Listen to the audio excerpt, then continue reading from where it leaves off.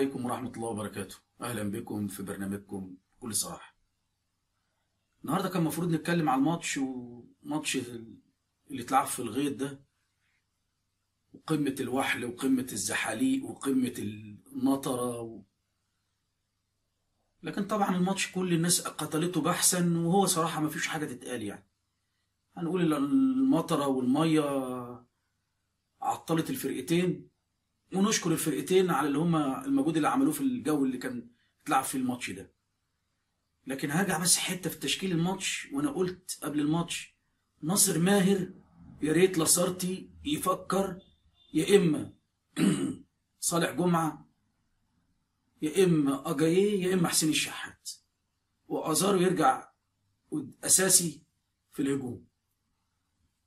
ده اللي اقدر اتكلم عليه في الماتش. ان طبعا اللي حاصل في برنامج النفاق اليوم فاق كل التوقعات، فكل التوقعات. برنامج، يعني اقول ايه، برنامج النفاق اليوم برنامج مسجل خطر، برنامج بيتعمل من البطنية زمان. رئيس الخرارة طلع في برنامج النفاق اليوم امبارح وبدأ حديثه عن مشجع زملكاوي توفى، وإذا كان كلامه صحيح البقاء لله لأهل المشجع وربنا يرحمه ودخله في جناته. واتهم التعصب وإن سيد عبد الحفيظ سبب التعصب. يعني إحنا مثلا لو الكلام اللي بيتقال يعني نضحك، لكن دي كوميديا سوداء. بقى سيد عبد الحفيظ هو سبب التعصب، وهو السبب هو اللي بيطلع يشتم الناس، بيجيب سيرة الأمهات وسيرة الأزواج وسيرة الناس اللي ماتت وسيرة الناس اللي صاحية. أنا عاوز أقول لرئيس القرار اتقي ربنا، اتقي الله، اعرف إن بكرة آخرة، النهاردة دنيا وبكرة آخرة. يقول لك سيد عبد الحفيظ هو سبب التعصب. أنا صراحة مش قادر أضحك، بس اللي عاوز يضحك يضحك. سيد عبد الحفيظ سبب التعصب، وطبعا دخل في إخوان ومش إخوان ورابعة وتالتة اللي بيرمي الناس بالباطل ربنا هينتقم منه. دي نقطة طبعا ما سلمش من لسانه الزالف. ادي واحد دخل في شوبير ورجع له شوبير وانا يا شوبير اللي معاه السيديهات ويا بتاع هدى ولا، ويفكروا المذيع لا الشمال اللي هو احمد شمال، يا احمد يا شمال، ياض يا شمال، يروح مفكره ويقول له لا دي اسمها منى ملاوي. يا راجل عيب عليك، اختشي عندك ام واخت وزوجه وبنت، اختشوا عيب، ما تجيبوش سيره الازواج، اختشوا عيب، الاعراض عيب، حرام عليكم. لا تعرفوا ربنا ولا تعرفوا دين ولا تعرفوا صلاه ولا ما تعرفوش حاجه ابدا. ودخل في شوبير انا هعمل فيك واسوي يعني استلم سيد عبد الحفيظ اخوانه ورابعه وكذا، وهو سبب التعصب طبعا، وهو راجل ملاك بجناحين بيترفرف. وشوبير اداله من المنقي خيار، وراح داخل في كريم حسن شحاته وقال له طبعا بقى هدى وعايده رياض واداب وقضيه اداب نقول ايه طيب؟ انا بقول لكل زملكاوي كريم حسن شحاته ابن حسن شحاته، لو انتوا بتحافظوا على الرموز بتاعتكم بس. طبعا هو الراجل ده بقى رمزكم، رئيس الخرارة بقى رمزكم انتوا. لكن حسن شحاتة رمز النادي رمز الزمالك، انتوا دلوقتي ضده عشان رئيس الخرارة قال لكم كده. وزي ما انا قلت في فيديو قبل كده، عبيد ممشيكوا عبيد. يقدر احمد شمال ينطق كلمة غير اللي كاتبها له في السكريبت؟ يبدأ فوزدو يقول كلمة غير اللي كاتبها له في السكريبت؟ يقدر الفولي يقول كلمة غير اللي كاتبها له في السكريبت؟ الشرقاوي يقدر يقول كلمة؟ كل الأشكال اللي بتطلع على برنامج النفاق اليوم تقدر تقول كلمة غير اللي هو عاوزها؟ عبيد. تحت الجزم، انبطاح انبطاح انبطاح انبطاح. وانت مالك ومال ام كريم حسن ولا خالته ولا؟ يا راجل ده ربنا اسمه الستير، ربنا اسمه الستير. وربنا اللي يفضح مسلمة، اللي يفضحها بعد ما ربنا سترها والناس نسيت عملتها، ربنا هيفضحوا نفس الفضحة. اتقوا ربنا. ما انا قلت في فيديوهات قبل كده ده ما بيصليش يا جدعان وما بيخافش ربنا يا ناس. ارجعوا الفيديو وهو بيقول قل اعوذ برب الفلق، مش عارف يقراها. لو جبت واحد في KG1 هيقراها، ما بيقراش. واقسم بالله ما بيعرف ربنا. اللي بيخاف ربنا يخاف يغضب ربنا، لكن ده ما بيخافش ربنا فبيغضبه على طول. حرام عليك المحصنات، بلاش رمي المحصنات، حرام عليك. اتقي ربنا. وتسمعنا ليه احنا في البيوت الكلام دوت؟ انت تسمعنا ليه؟ تسمعنا ليه احنا الكلام دوت؟ ودخلك في نقطة الساحر السنغالي وكرة وانا قلت لكم ان الساحر وكرة كهرباء. ما انت راجل ما بتعرفش في الكورة، ما انت راجل ما بتعرفش غير تبوس بس. ما طلعت ما بتعرفش غير تبوس. ما لو تعرف في الكورة زي معرفتك في البوس كنت عرفت ان الكورة اللي شاطها فرجاني ساسي بالعرض دي كورة بايلاك لحدش لمسها نهائي.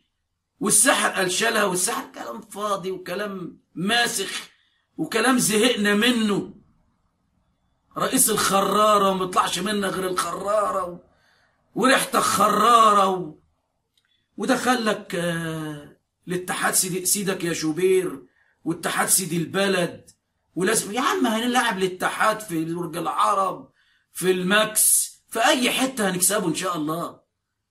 انت بس اتبط وخليها تهدى وتبرد كده، بس اتبط واهدى وتبرد يا رئيس الخراره. ودخلك طبعا بيحرض فرج عامر على كابتن حسام حسن واحنا اللي ربناك لما الاهلي طردك، واحنا عشان بس تعرف يا حسام يا حسن، عشان تعرف يا حسام يا حسن، نادي خرارة ورئيسه خرارة واللي هيروحوا هيقع في الخرارة. وتحريض على حسام واللعيبة ويقلب هو ده اللي هيخليك تكسب؟ معلش انا بشوف بس النقط اللي قالوها.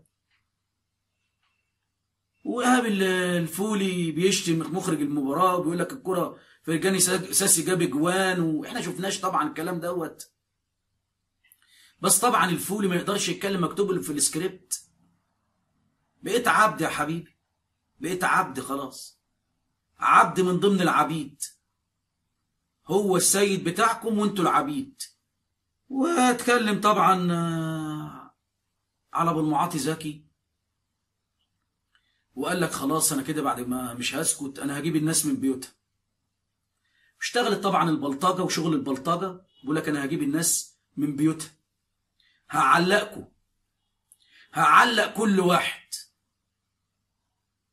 انا عاوز اقول للدوله المصريه ده في قانون لمحاربه البلطجه، وفي قانون لمحاربه الارهاب، وقانون محاربه الارهاب يوازي محاربه البلطجه. وفي ايه يا دوله؟ وفي ايه يا ريس؟ يا سياده الرئيس السيسي هو في ايه؟ انت حضرتك قلت لنا بقينا دوله قانون. الراجل بيهددنا كلنا، بيقول لك اللي مش هيعجبني هجيبه واعلقه، هبعت رجالتي تجيبه وتعلقه. انا مش عارف في ايه يا ريس، قولوا لنا. رئيس مجلس الشعب قولوا لنا في ايه؟ اي مسؤول في الدوله حد يقول لنا. احنا خلاص كده يعني بطل كلام؟ هتعلق برضه حد هيجيبني وعلقني؟ قولوا لي ابطل كلام، قولوا لي ان الدوله مش قد رئيس الخراره، واحنا نسكت او نشوف لنا مكان تاني نعيش فيه. قولوا لنا واحنا نسيبها، قولوا لنا واحنا نمشي خالص، قولوا لنا روحوا عيشوا في مكان تاني غير المكان ده. بلدنا ما بقتش بلدنا، بلدكم بقت بلد رئيس الخراره. وعبيد رئيس الخرارة. قولوا لنا اسكتوا، قولوا لنا حط بلاستر على بقك، قول لي ما تتكلمش تاني عشان ده سيدك ورتاج راسك. قولوا لنا واحنا نسيبها ونمشي، لكن مش هنبقى عبيد. قولوا لنا امشوا واحنا هنمشي.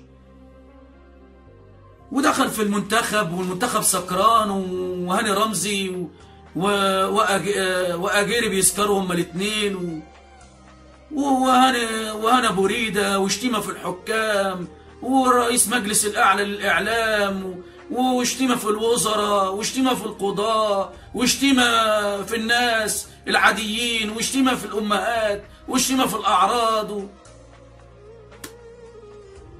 واحد مش عارف يقول ايه والله. ريس يا سيسي، سيادة الريس، هي بلدنا، قول لنا دي بلدكم. فوقنا وقول ده اللي بيحصل ده حلم. فوقني وقول لي اللي بيحصل ده حلم يا ريس، وقول لي دي بلدك، ولو ليك حاجة هتاخدها بالقانون بحق. قول لي مش هتظلم في بلدي يا ريس. طمني وطمن عيالي، طمن الجيل اللي جاي يا ريس، ان مش هيظهر لنا رئيس خرارة تاني، ولا هنشوف تاني رئيس خرارة عندنا في بلدنا. بلدنا تستحق احسن من كده كتير قوي.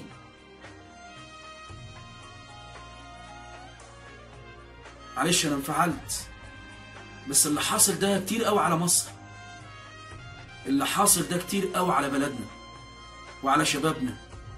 شبابنا الصغير مش هيستحمل، شبابنا الصغير مش هيستحمل، وهياخدوا قدوة، وهيفتكروا هو ده القدوة بتاعتنا. ارحموا الجيل اللي جاي، ارحموا الجيل اللي جاي يا ريس. يا ريس انت قلت البلد امانة في رقبتك يا ريس، وهتتحاسب قدام ربنا. انت اللي قلت كده يا ريس. يا ريس الجيل اللي جاي يا ريس خاف عليه يا ريس، خاف عليه.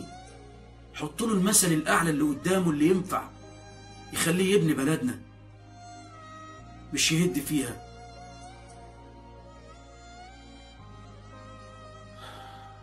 مش هقدر اقول اكتر من كده. السلام عليكم ورحمة الله وبركاته.